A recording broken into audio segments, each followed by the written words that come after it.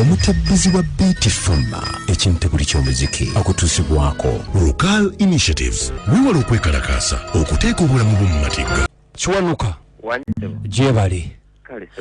bampise kadima namayanja kabogoza tuli ku Beat FM ekintabuli ky'omuziki wano. Buzibu ki mutawaana ki?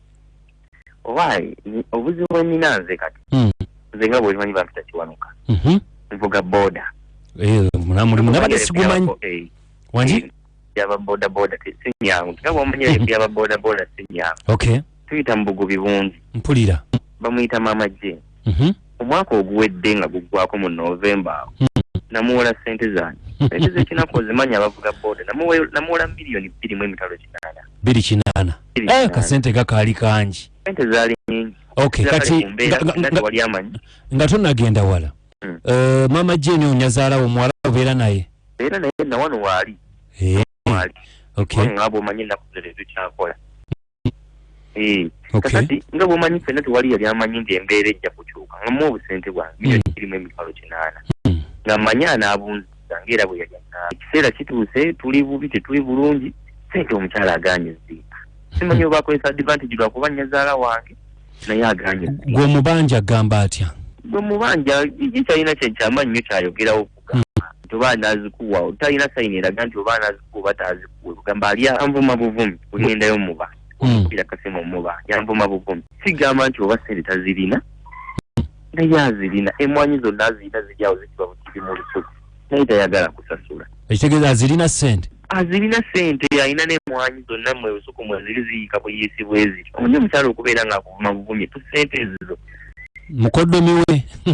oba gwe omulumba bubi kyalyoka akuvuma wangi nti oba omulumba bubi kyava akuvuma ndowooza abantu babeera bubezina mitima mibi naye omukyala mubanjiza aganye nange nensalawo neŋŋamba kamwanike lwaki tosindikayo omuwala we n'amubanja omuwala yagaana abeera wano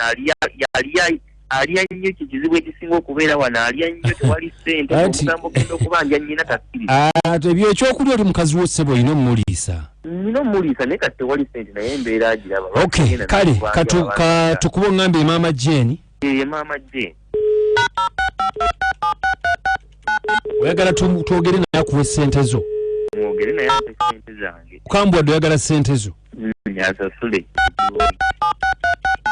naye lwaki tomusonyiye obusente buno nyazaalawo sobola zimusonyiwa sente nyingi senga gibadde emitwalo nga 2 naali badde ngaleka mbeera ngiraba naye ezo milioni 2.8 kale sirika nkulamusiza nnyabo kale nnyabo maama ndi ssebo omanyi mbadde ntandise mba ndi mukunywamu wano oli mukunywamu obulamu buli butya nnyabo bulamu bulungi mpozi obuvu obwange si bubi kakati Mama Jane Kiwanuka yatutumye Kiwanuka wa boda mukodomiwo kali waka kano akamba kyoyo kakati Kiwanuka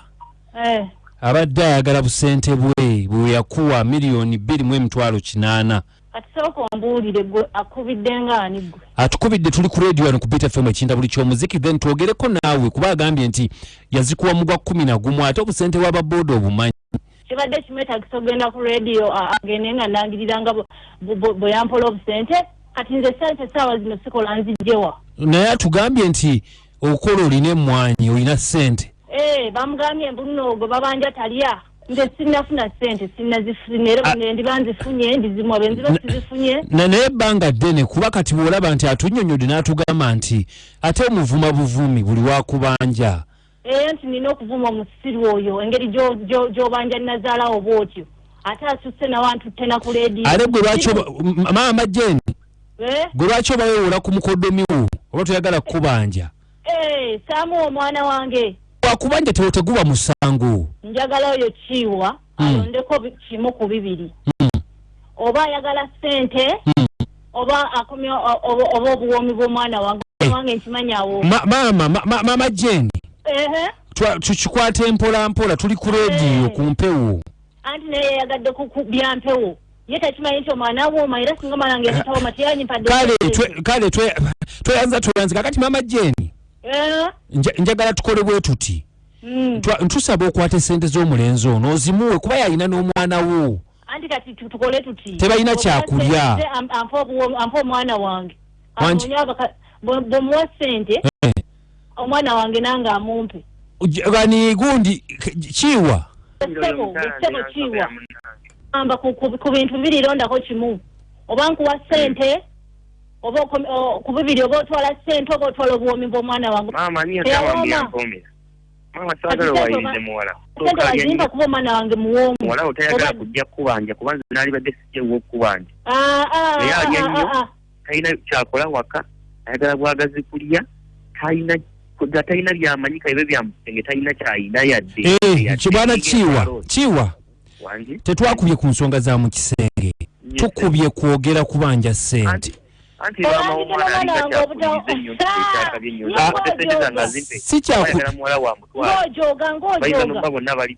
tasobola omukazi osaagala omuteeke mu bino otandise n'okumanyira maama kati akole bw'ati sente sigenda kuzimu ate n'omwana wange amukomeyo omusiri oyo embwa eyagala kumumanyira tukakkane saagala mukulize bintu bya kisenge maama ajja kumpa sente zange kiwa totawaana olabika tontegeera kanti gye bulungi awo nzikuwera ivu owulira nkisebo nkuwonako olumu onsonyiwe lumu maama tukwegayiridde ebigambo byogera tusabikako halo kikiwa wangi hale mu kati muze mu bintu bya kisirusiru bya kisenge ng'ate bazze kubanja anti munaye yabitandise yalinga galinga munaye sisanyuse webali nnyo webalire ddala sisanyuse Sansa mujigenze gitya ne Kadima namayanja ne ankukaboggosa ku kyenda mukaga katonyeze 3 beat fama ekintabuli ky'omuziki namayanja obiwulidde nnyo kaboggosa obiwulidde nnyo munange kale Kadima Haji Salamu alaykum wa rahmatullahi wa barakatuh. Wa alaykum salam wa rahmatullahi wa barakatuh. Bana inna mayanja bali batya. Je tuli mkwano. Amanya kitufu nze Haji Kasule Rashid ngambira wane kabwa. Mama mulungi. Mu butuufu kakati makati gaabwe bombi. Asidde mwana gwe banazaala. Omwana omulenzi gw'anazaala. Kubanga bonna empisa tebayina. Naye nga maama yandibadde akuuma ku kitiibwa kye. Nakubanga muntu wa kitiibwa nnyo haja tiwuno naye tusigadde ndi Haji Kasule. Assalamu alaikum. Wa alaikum salam wa rahmatullahi wa barakatuh. Mukwano mwebalo tuweereza. Kale maama. Bannange ekyo nga maama. Kugambye naffe tutabuddwa. Kubanga omuntu omukulu wakitobeera Musa. Ate n'abaana baffe abalenzi edda bawasanga nju. Naye ku ssaawa eno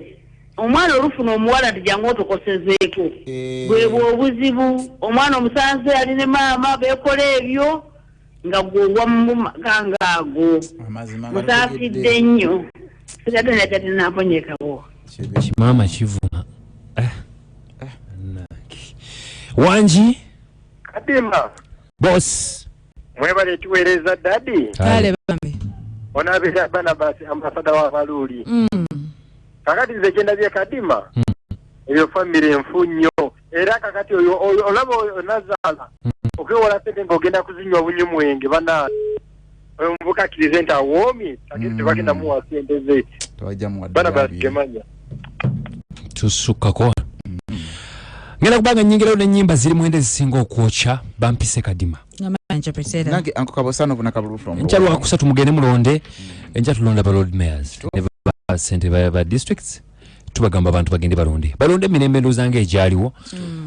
violence sinungi tempostinga bintu biri violent n'ebirala tubagamba for now nti musule bulungi ero yesisimuka batuwulizisimuka olwaleero wasuuliddwa simuka owange nakachwa wanji obadde wepakula mu motoka ya baawo nosangamu empale ez'abakazi buli busonsomola obwakabi bugi kandabe kana akapinki kandabe kana akabbulu noddawo okeberewo wabulaba mu motoka ye nga tebuliiwo nabo leka bulazeewa yabukuwa okolaki mubuuza tulina ababbi mu motoka babba batandise kubba birabo byaffe kiki ate kye babba wangulira obupale babubba Emotoka we nagitwala ku mazzi okujooza oba abaana abajooza be babubba lwaki empale zaintu wazimpeerawo ebisisane eby'omumakya omukunja nakacwa ne amoti mubalanguzi musisimuka ku Beat FM